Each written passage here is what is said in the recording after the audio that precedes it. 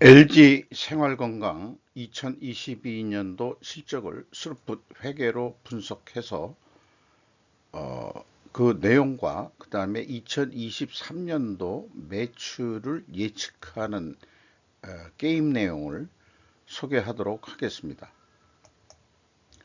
매출은 23.7%, 영업이익은 55.9%가 하락했습니다. 그리고 WCAI 회전율, 그 가공비 배부 재고자산 회전율은 5.2 회전으로 저조하게 내려갔습니다. 구독, 좋아요는 제게 큰 에너지를 주시는 게 되겠고요. 1.5 배속을 보시기 바랍니다. 먼저 원가회계 손익으로서 매출은 3조 7,830억 원을 달성해서 전년보다 23.7% 매출이 감소했습니다. 그런데 가공비 배부 재고자산은 그렇게 많이 감소를 못 시켰어요. 원가 회계 영업이익상으로는 그나마 이게 도움이 되지만은 슬프 관점에서는 매우 바람직하지 않은 재고 관리라고 할 수 있겠습니다. 매출 원가가 적게 내려갔으니까 결국은 매출 원가가 증가했다는 얘기가 되죠. 판매 관리비를 또 좀 감소를 시켰습니다만 결과적으로 영업이익은 4,283억 원으로서 전년도 거의 뭐 1조 원대를 달성할 뻔했는데 56.3%가 감소했습니다. 이것이 원가 회계로 2022년에 LG 생활건강의 영업 실적이 되겠습니다. 그러면 매출이 어떻게 그렇게 내려갔느냐? 요거는 이제 연결 실적의 데이터를 회사가 제시하는 건데요. 그 화장품의 매출 비중이 거의 2020년에 그 55.7%였다가 그 44.7%니까 11%가 매출이 이 매출 비중이 떨어졌다는 얘기죠. 거꾸로 생활용품은 이 증가를 했습니다. 그리고 뭐 리프레시먼트 코카콜라가 눈에 띄는데 이것은 오히려 또 상승을 했고요. 전반적으로 이 화장품 때문에 매출이 크게 떨어졌다 이렇게 이제 볼 수 있겠는데요. 그동안에 LG 생활 건강이 아마레 퍼시픽도 그렇습니다만은 중국 수요에 너무 의존해 가지고 중국이 이제 한국 화장품들을 안 사고 또 코비드 영향도 있는 거겠지만 2023년에 와서도 단체 관광객은 한국을 대상에서 뺐다 하는 뉴스도 나오고 있죠. 1분기 실적 부진했다고 매일경제에서 벌써 그 얘기가 나왔는데 3월 말 얼마 안 남았고요. 그러니까 실적이 부진해서 목표가는 더 떨어질 것 같다. 주가 얘기겠죠. 3월 21일자 매일경제 뉴스가 되겠습니다. 뭐 모델도 바꿨다는 얘기가 있습니다. 옛날에 전지현 씨였는데 수지로 바꿨다. 전지현 씨가 이제 나이를 조금 이제 먹은 축에 들어가게 되겠죠. 수지는 아직 상대적으로 좀 젊은 그런 모델일 것 같고 그렇습니다. 스루풋 손익으로 보면은 분석한 결과는 매출에 비례하는 매출 재료비는 13.8% 감소를 했어요. 그러니까 매출 감소보다 적게 감소했다는 얘기는 원재료 가격이 상승했을 것이다. 이렇게 1차 추론을 할 수 있겠습니다. 수루풋율 4.3% 하락했고요.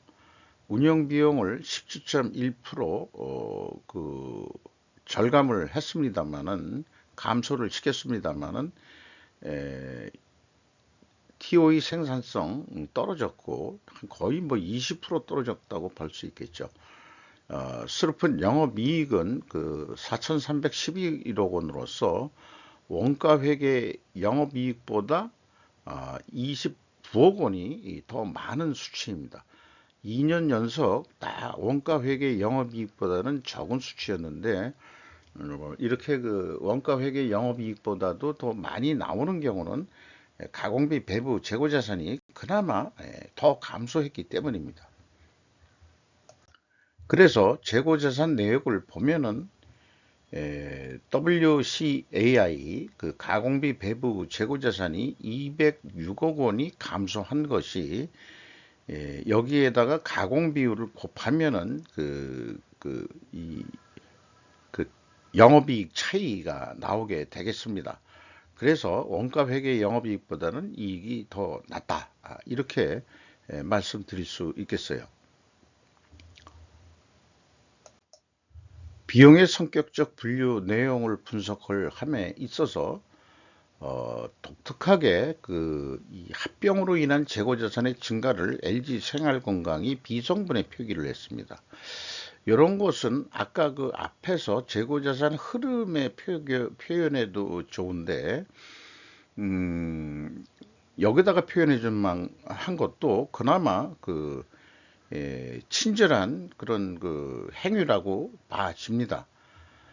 그리고 C의 표현에 상품은 뭐 매입액은 당연한 건데 원재료도 매입액이라고 한다면은 LG생활건강은 재고자산의 변동 범위 기준이 WCA가 아니고 전체 재고자산이다 함을 알 수 있습니다. 그래서 이러한 그 기준을 가진 매출원가 재료비는 13.5%가 감소했고요. 운영비용은 17.1%가 또 감소했습니다. 그리고 그 워킹 코스트, 그 운영 비용은 가공비는 금액상으로 2.4%가 증가했어요. 일반적으로 그 매출이 저조하다 그러면은 뭐 생산량을 줄이고 등등 해가지고 같이 좀 내려가 줘야 되는데 결국 공장 가공비는 고정비 성격으로서 못 내리고 거꾸로 올라갔다는 얘기죠. 그러니까 영업이익이 내려갈 수밖에 없는 거죠. 원가 회계든 스루프트 회계든. 그러면 상대적으로 이 재료비가 2.2% 내려갔다는 얘기가 됩니다. 비율로서. 그러면은 여기에서 2차 추론은 원재료 가격 하락으로 추론을 하게 됩니다. 이것은 1차 추론과 모순이 된다 할 수 있겠습니다.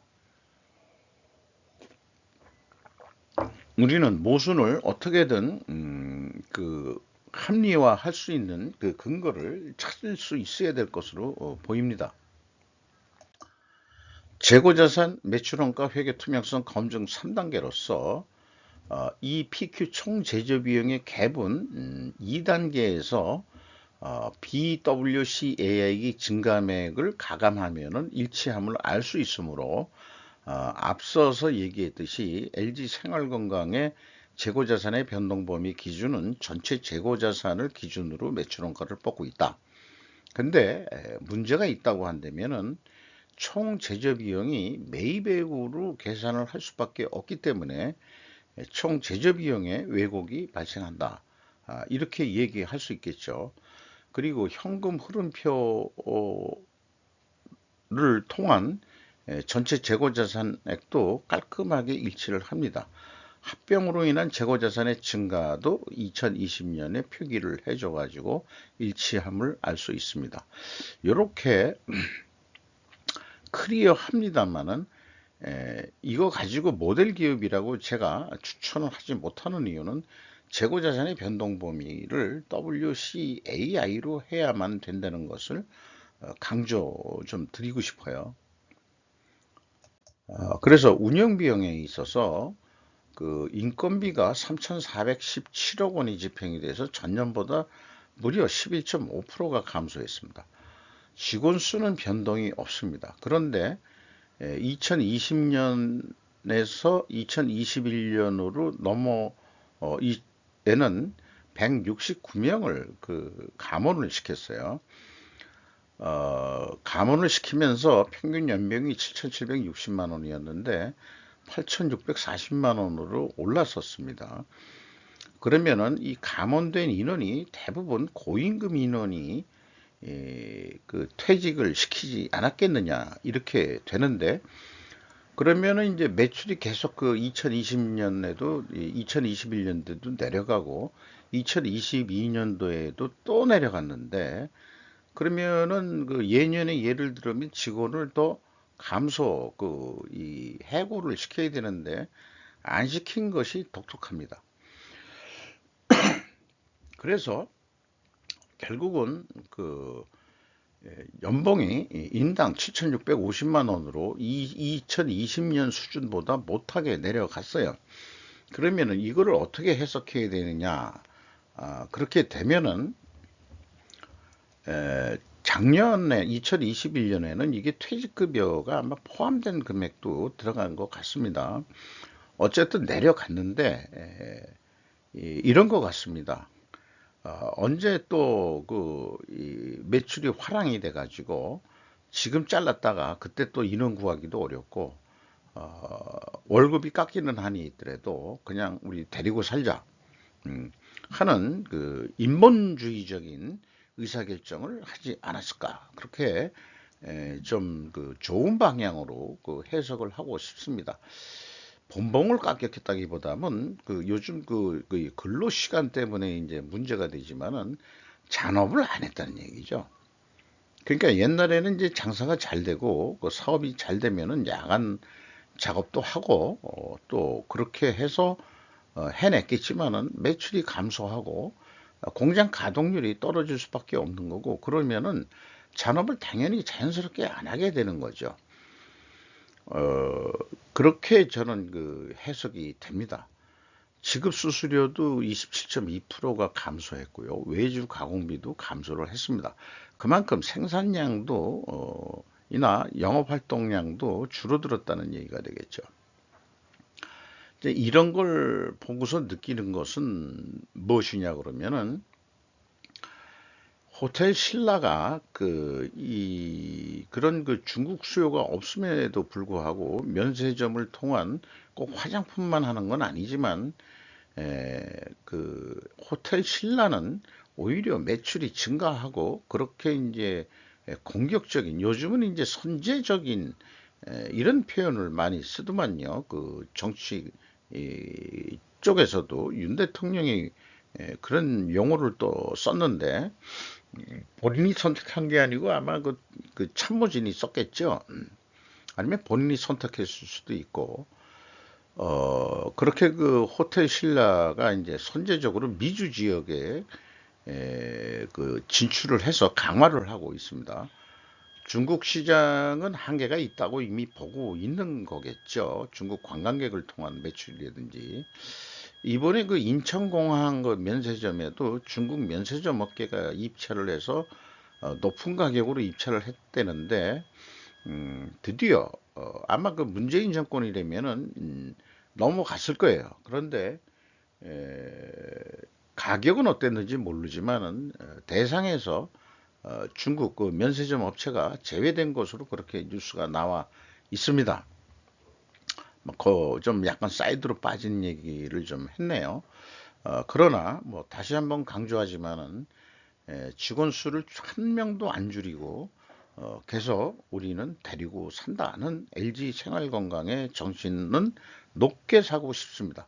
다만 잔업을 안 해서 연봉은 깎였다는 거를 직원들도 감수할 것이라고 저는 그렇게 봅니다.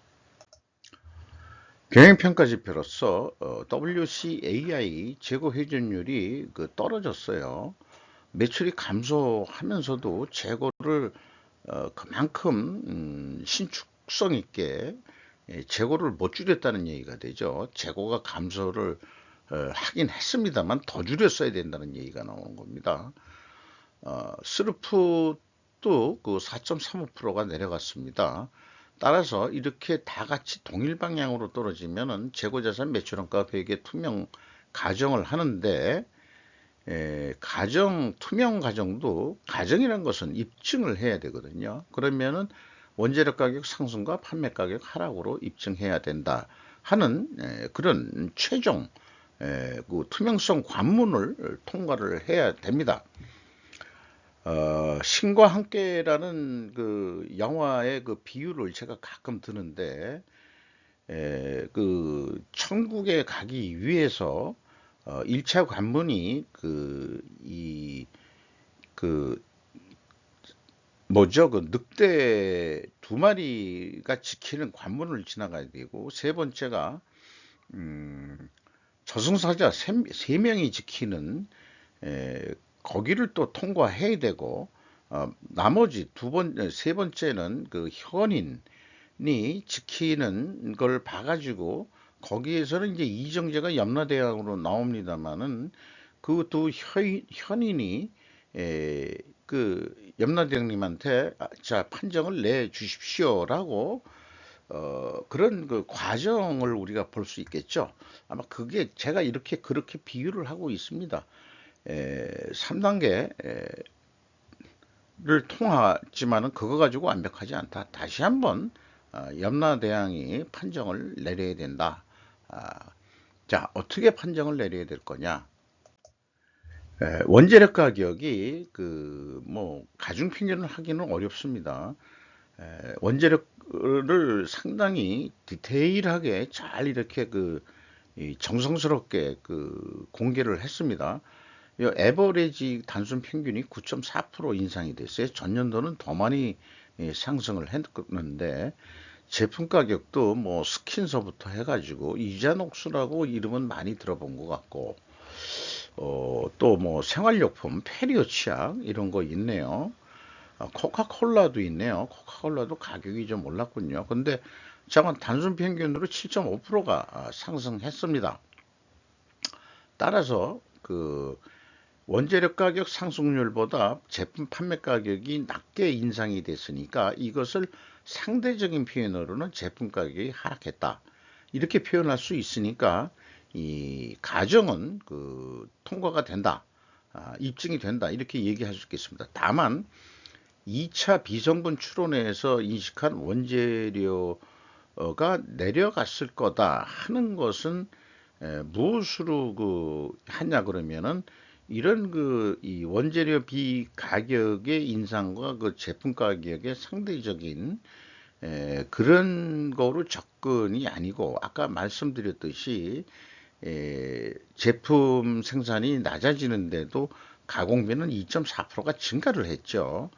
그걸 보면은 이게 이제 그 직원 수를 안 자르고 운영 비용이 이제 높아진 것이 그래서 그 원인이 원재료 때문에 가공 비율이 높게 올라간 게 아니고, 실질적으로 그 가공비가 내린 게 없다. 그러니까 그게 상대적으로 가공비는 올라간 거다. 이렇게 이제 그 합리화할 수 있는 추론을 해낼 수 있겠습니다. 어쨌든 다시 한번 직원 수를 안 자르고 유지한다는 것에 대해서는 높은 박수를 좀 일단 치고 싶습니다. 아마 그 회사에 대한 그 이 또 애사심이 더 좀 생겨날 거고, 그래서 뭐 다시 한번 2023년도에 좀 좋은 방향으로 이 결과가 나왔으면 하는 개인적인 바람도 있네요. 그래서 지금까지 얘기한 것을 우리가 충분 조건이라는 논리 도구로 다시 한번 정리를 해서 인식을 해보는 거로 하죠. 충분 조건이라는 게 if then의 논리인데, 재고 회전율 하락과 스루프율 하락 순방향이면 투명하게 가정을 합니다. 왜냐하면은 그 원재료 가격 상승과 판매 가격 하락으로 입증할 수 있기 때문이다. 결과는 판매 가격은 상대적 하락으로 충분히 입증이 될 수 있겠습니다.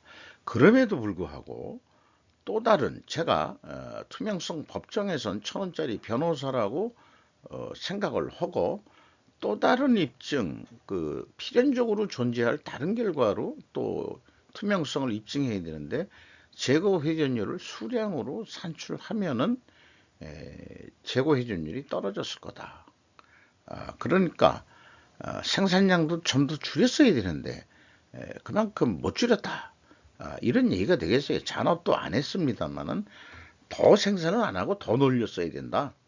이런 얘기가 나오는 거죠. 어차피 월급은 고정비 성격으로 나간다고 한다면은, 그리고 뭐 밑에 꺼먹게 하나 그냥 남겨놨는데 우리가 모르는 또 뭐 그런 그 필연적으로 존재할 다른 결과, 이런 것도 그 좀 우리는 이 생각의 범위를 넓혀야 된다고 생각합니다.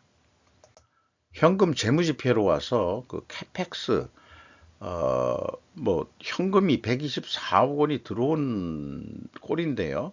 뭐 특별한 게 아니고 아마 감가상각비 등으로 그 비유동 자산이 감소한 얘기가 될 것 같고요. 종속기업 비율이 38.2%로서 약간 상승했습니다.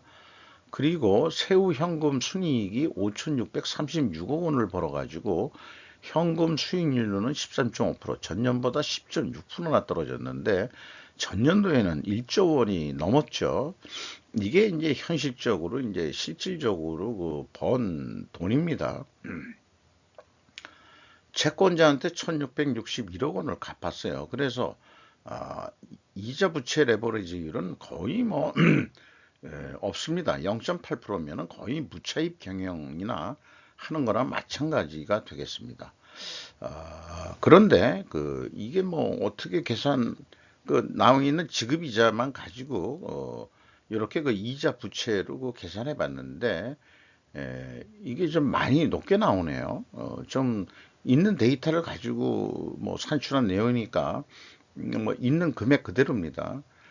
주주한테 2천억 원의 그 배당이 나갔어요. 그 ROE로서 4.8%나 되는데 2021년도부터 매출이 그렇게 하락하고 영업이익도 뭐 그렇게 썩 좋은 건 아닌데, 작년에 보통 이제 그 이익 배당은 2022년 거는 2021년도 실적에 의해서 하는 거니까 그 한 1조 원 가까이 그때 영업이익이 났으니까 세후 현금 순이익으로도 1조 원이 넘고, 그러니까 그 투자자들은 이미 뻔히 잘 알고 있기 때문에 배당을 좀 많이 해주라 압력이 있었지 않았느냐, 이렇게 또 추론을 해 볼 수 있겠어요.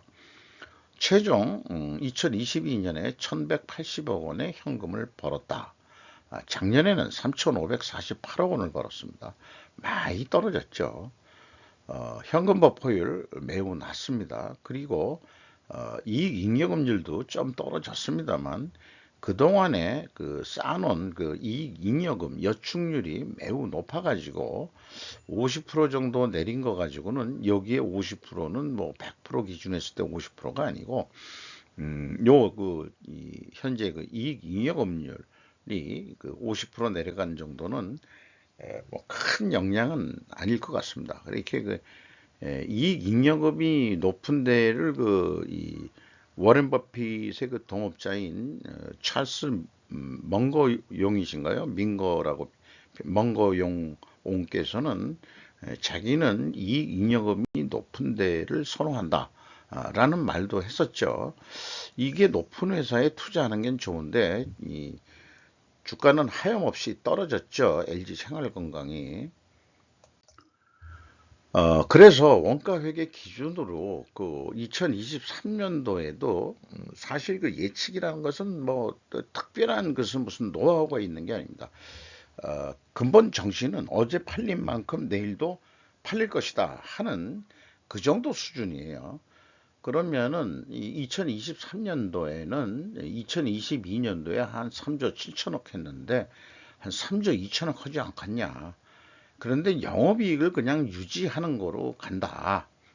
사업 계획은 매출이 줄더라도 그러면은 이게 이 3조 2천억으로 확정이 된다 그러면은 이 3,796억 원의 이 영업이익이 예상이 된다. 그런데 조금 더 욕심을 내보자. 2%만 더 내면은 이 이익이 조금 더 많이 나야 되는데 그렇게 많이 안 올라가거든요. 이런 경우가 재고를 더 감소시킨다 하는 그 전제를 깔았습니다. 그러면은 이 재고가 감소하면은 매출이 2%를 더 매출하기 위해서는 부단한 노력을 뭐 해야 될 텐데 기대 이상으로는 영업이익이 안 올라가는 게 원가 회계의 맹점이라고 볼 수 있겠습니다.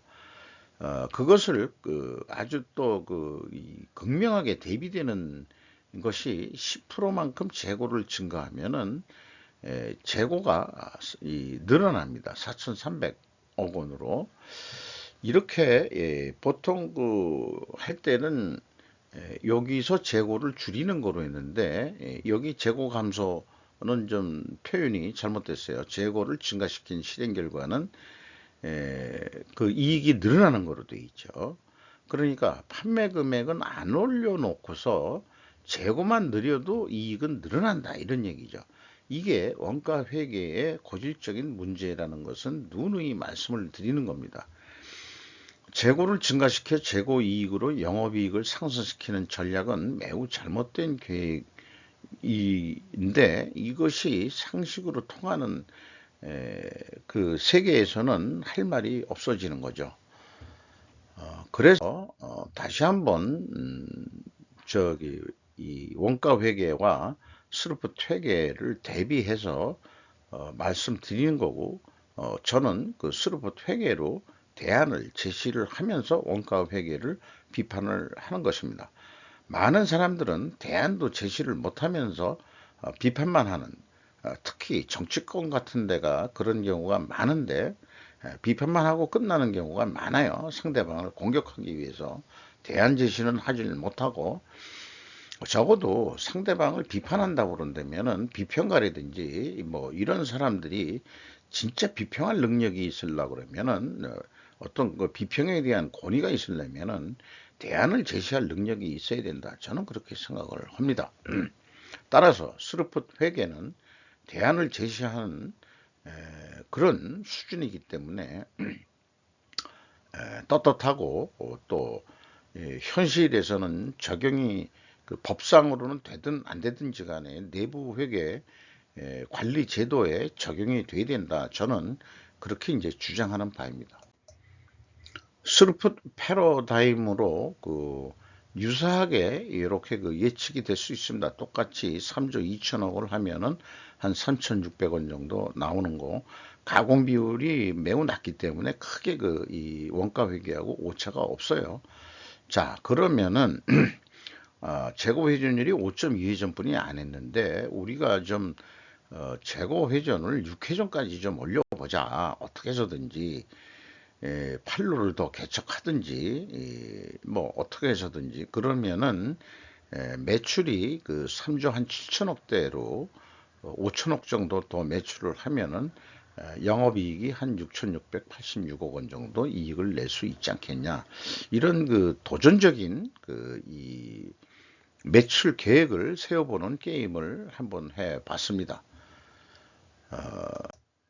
주가를 보면은 거의 뭐 51만 1천 원이 추락을 했어요.